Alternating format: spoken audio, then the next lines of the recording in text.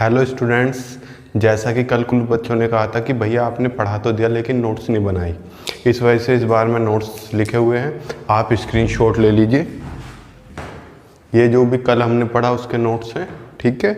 एक बार मैं आज भी मोटा मोटा नोट्स में से एक्सप्लेन कर दे रहा हूँ आपके लिए। देखिए, जैसे कल हमने पहली यूनिट चलाई थी अपनी, ये 12th क्लास के लिए है। यूनिट फर्स्ट में हमने किसके बारे में पढ़ा था? इलेक्ट्रोस्टैटिक।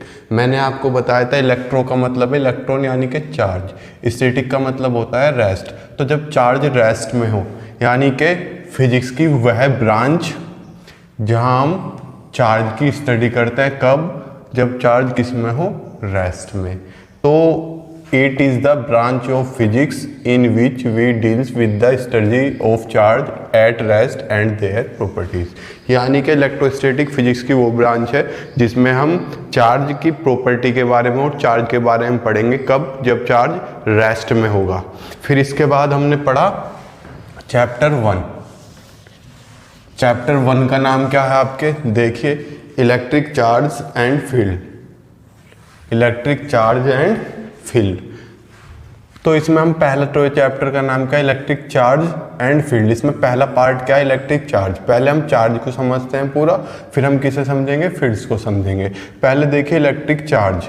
इलेक्ट्रिक चार्ज क्या है? Charge is that property of an object by virtue of which it apply electrostatic force of interaction on other object। यानी कि आपने देखा गया होगा, आप जानते हो कि जब आप दो चार्ज पार्टिकलों को पास लाते हो, या तो वे अट्रैक्शन होते हैं, रिपल्शन होते हैं।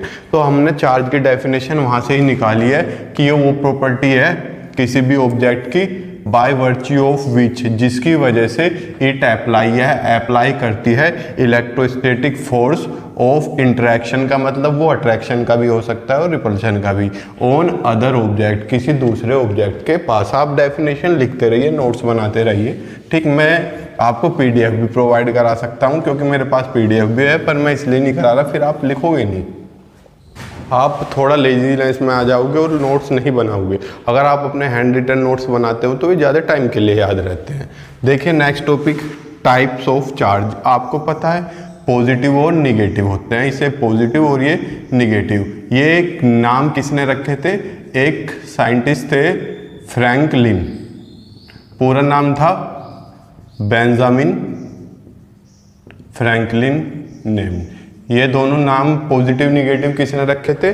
बेंजामिन फ्रैंकलिन ने, ठीक। नेक्स्ट चलते हैं। ये आपको पता है कि लाइक चार्ज कौन से होते हैं? जो एक जैसे होते हैं। एक जैसे कैसे?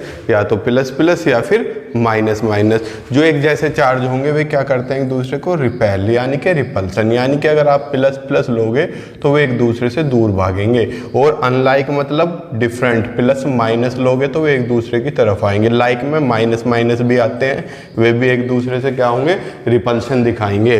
फिर नेक्स्ट आपका आता है पोलैरिटी ऑफ चार्ज। ये मैंने आपको कल एक्सप्लेन नहीं किया था। देखो, अगर किसी भी स्टूडेंट को जो आज हमारे साथ जुड़ा है वो कल की वीडियो देख ले, ठीक, क्योंकि कल ढंग से समझाया हुआ है। कल ये मैं समझा चुका हूं, तो आज जल्दी जल्दी चल रहा हूं मैं। नेक्स्ट हमारा है पोलैरिटी ऑफ चार्ज।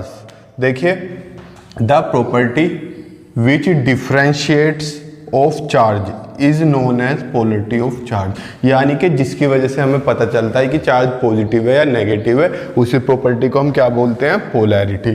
फिर इसके बाद आता है हमारा, जो मैंने कल बताना भूल गया था, आज लिखा हुआ है कि जो हमारे चार्जेस होते हैं वे स्केलर्स होते हैं। स्केलर्स आप जानते हो कौन से होते हैं? जिनमें डायरेक्शन ना हो, यानी कि डायरेक्शन लेस हो। And they add up like real numbers. Real numbers की तरीके से, जैसे आपको रियल नंबर्स दिए हुए हैं, ये मैंने कहा इन्हें ऐड कीजिए। आप ऐड कैसे करते हो? 1 + 2 + 3 इज टू कितना हो गया?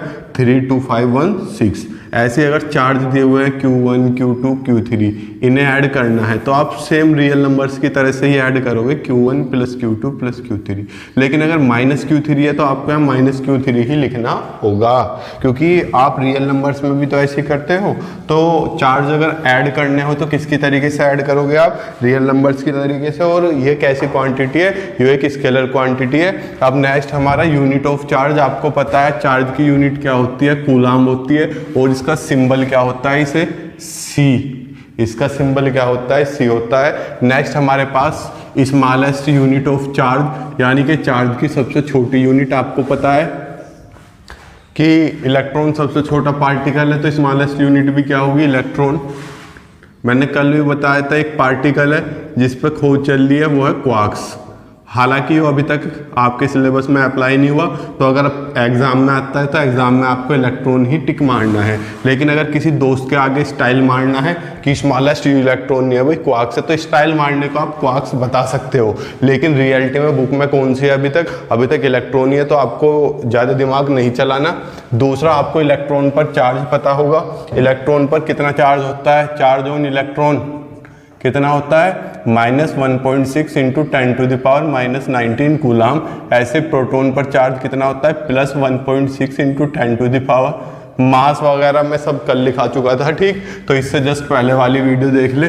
फिर मैंने इसकी प्रॉपर्टी बताई थी आपको। प्रॉपर्टी क्या बताई थी, क्वांटाइजेशन ऑफ चार्ज, कि इलेक्ट्रॉन सबसे छोटा पार्टिकल है, तो आप इसे किसी से ब्रेक नहीं कर सकते। अगर आप किसी बॉडी से इलेक्ट्रॉन निकालोगे या उसमें इलेक्ट्रॉन डालोगे, तो इलेक्ट्रॉन 1 2 3 यानी कि कंप्लीट ही डलेगा। ऐसे नहीं कि आप हाफ इलेक्ट्रॉन ले लो, 2/3, क्योंकि इलेक्ट्रॉन तो ब्रेक ही नहीं हो सकता, क्योंकि स्मॉलेस्ट पार्टिकल है। तो अगर आप इलेक्ट्रॉन लोगे तो पूरा का पूरा ही होगा। जहाँ n की वैल्यू 0 1 2 3 4 5 6 7, या तो लोगे ही नहीं, लोगे तो कंप्लीट लोगे, या दोगे नहीं, दोगे तो कंप्लीट ही दोगे। और ये किसके बराबर है, आपके चार्ज के। तो एक नया फॉर्मूला आ गया जो बहुत ज़्यादा इंपॉर्टेंट है, Q = ±NE, where n is an integer. Integer आप जानते हो 0 से लेकर +-1 +-2 +-3। अब आप देखिए, quantization means that charge can exist only as integral multiple of electronic charge, यानी कि charge can exist only as integral multiple of electronic charge, यानी कि जो इलेक्ट्रॉन का चार्ज है ना, चार्ज उसके इंटीग्रल मल्टीपल के रूप में होता है। इलेक्ट्रॉन का चार्ज आप समझ गए, तो आपके पास जनरल फॉर्मूला क्या आ गया, +-n 1.6 इंटू 10⁻⁻19, ये ठीक बेसिक है कोई यार। फिर आपको एक क्वेश्चन दिया हुआ है मैंने, क्वेश्चन क्या है, is a charge of 5.8 into 10⁻⁻18 coulomb possible. अब कुछ बच्चे देख के घबरा गए होंगे, वीडियो पॉज करो, ट्राई मारो और फिर आंसर मैच करना, मैं करा रहा हूं। देखो, आपको चार्ज दिया हुआ है, चार्ज को किससे रिप्रेजेंट करते हो आप, क्यों से, कितना 5.8 इंटू 10⁻⁻38 कूलाम। आपने फॉर्मूला लगाया कौन सा, वी नो क्या, Q = NE। क्यू की वैल्यू रखी आपने कितनी, 5.8 into 10⁻⁻18 is equal to n, ऐसा कैसा, E की वैल्यू 1.6 इंटू 10⁻⁻19 कूलाम, ठीक। n इधर ले आया, ये इसके अपोन में आ जाएगा कितना, 5.8 इंटू 10⁻⁻18 अपॉन 1.6 इंटू 10⁻⁻19।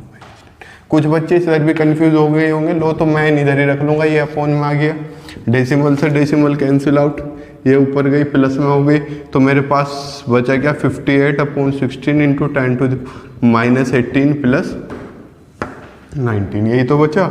अब मैं इसे कट करता हूँ, 16 3 जा 48, 10 बचा 0, 16 6 जा 96, कितना बचा, 4 बचा,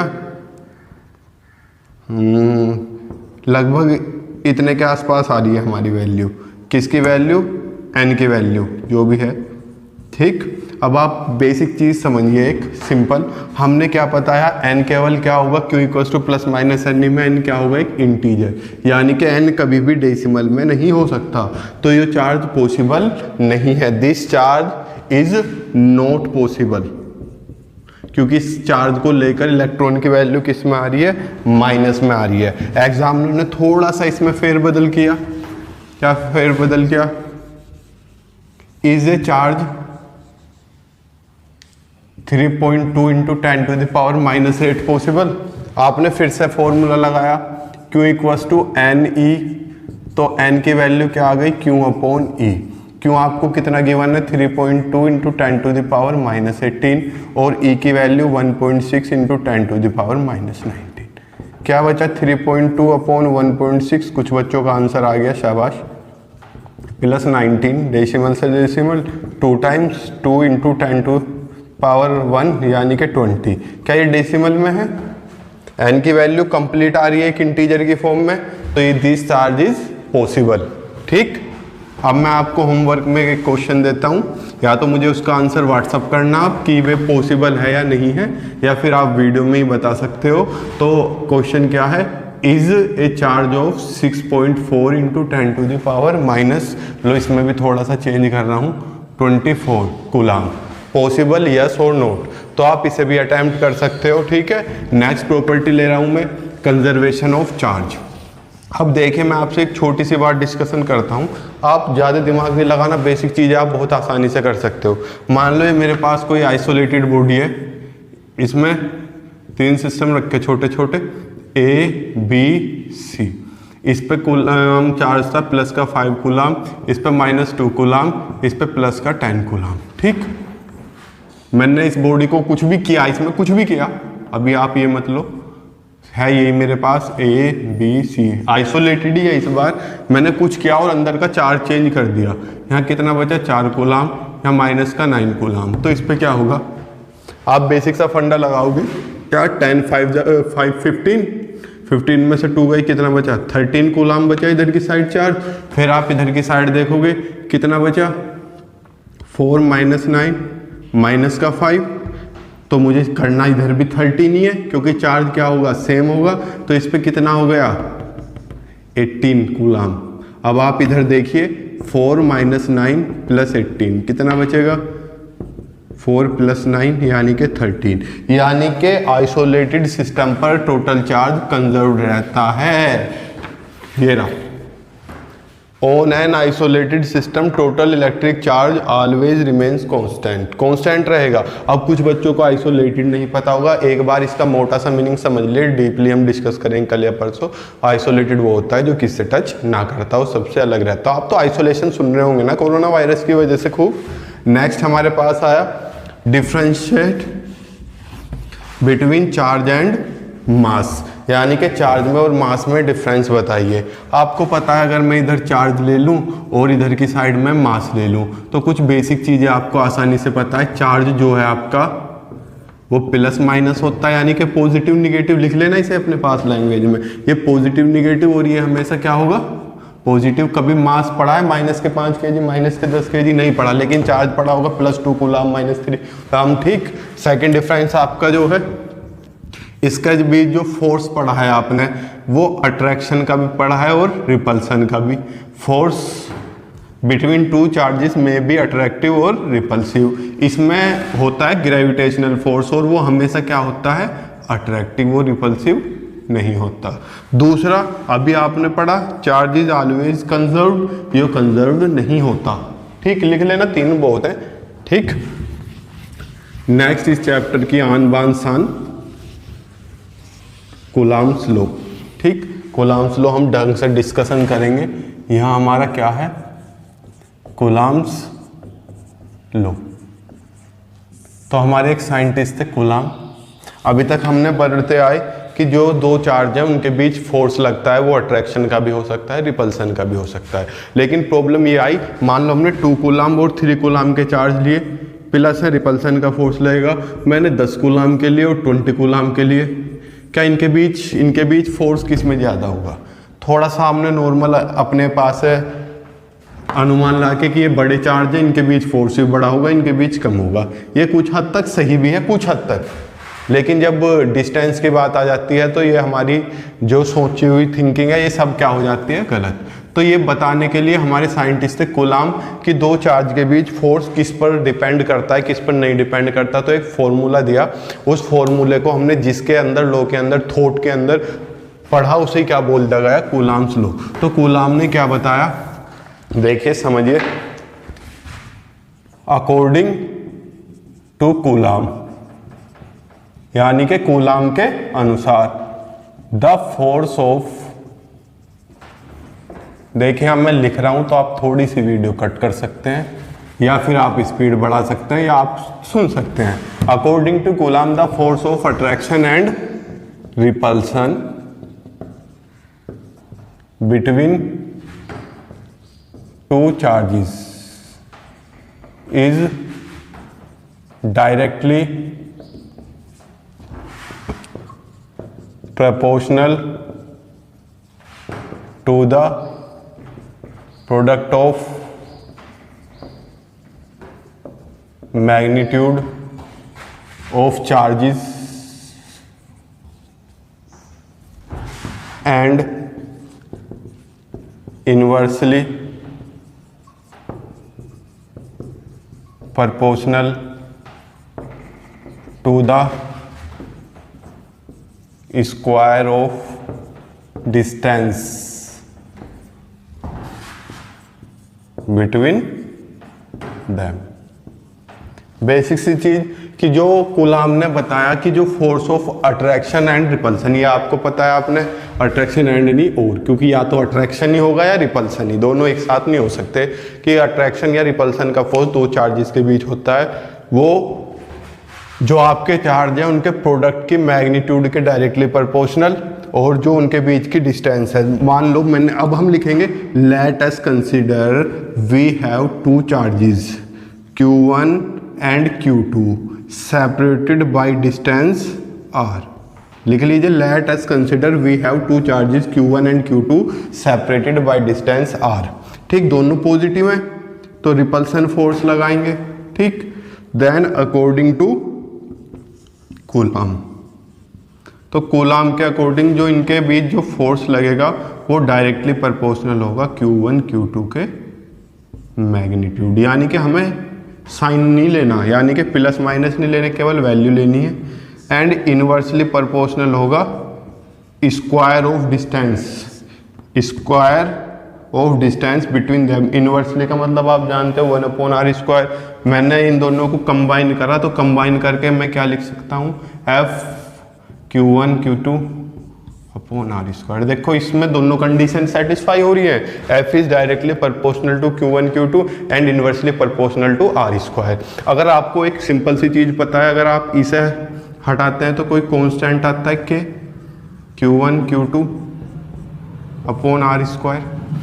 मैं लिख सकता हूं, क्या लिख सकता हूं, where K is the electrostatic force constant. देखिए अभी हमने कुछ देर पहले जब चार्ज की डेफिनेशन पढ़ी थी तो हमने इलेक्ट्रोस्टैटिक फोर्स पढ़ा था, कुछ बच्चों को पता नहीं होगा। तो कूलाम ने जो फोर्स बताया जो चार्जेस के बीच लगता है उसे क्या बोलते हैं, इलेक्ट्रोस्टैटिक फोर्स, क्योंकि जब ये लगता है उन चार्ज के बीच लगता है जो चार्ज किस में है वो रेस्ट में। ये रहा इलेक्ट्रोस्टैटिक। स्टैटिक का मीनिंग हमने आपको भली बात ही समझा दिया, रेस्ट होता है। देखो अभी हम आगे चलते हैं, इसे मैं रफ कर दे रहा हूँ, स्क्रीनशॉट ले लेना, बाद में लिख लेना या अभी पॉज करके लिख सकते हो आप। ठीक,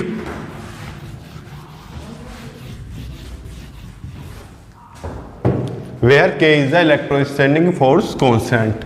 ठीक, नॉर्मली जनरली फॉर वैक्यूम के एयर के लिए CGS सिस्टम में K की वैल्यू क्या होती है 1।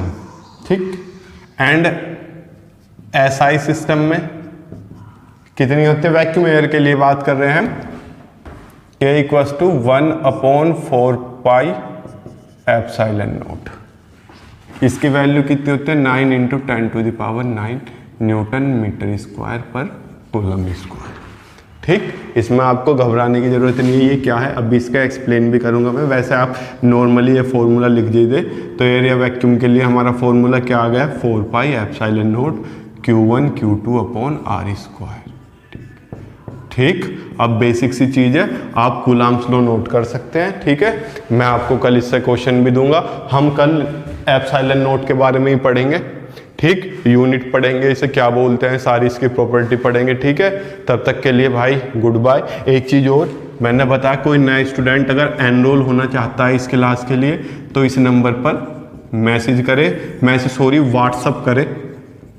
ठीक, दूसरी चीज़ भाई, अभी तो ये क्लास आपको यूट्यूब पर मिल रही है, ये 7-8 क्लास आपको यूट्यूब पर मिलेगी। उसके बाद आपका आईडी पासवर्ड जनरेट हो जाएगा तो आपको उससे ही क्लास देखने को मिलेगी। कभी आप सोच रहे हो कि हम तो यूट्यूब पर ही देख लेंगे, आपके पास एक लिंक आया करेगा डेली। ध्यान रखिए, जब आईडी पासवर्ड मिल जाएगा तब भी क्लास फ्री ही होंगी, उसका कोई चार्ज नहीं है। Class always will be free, you can enjoy at home. देखिए आप इस नंबर पर व्हाट्सअप कीजिए, तब तक के लिए गुड बाय।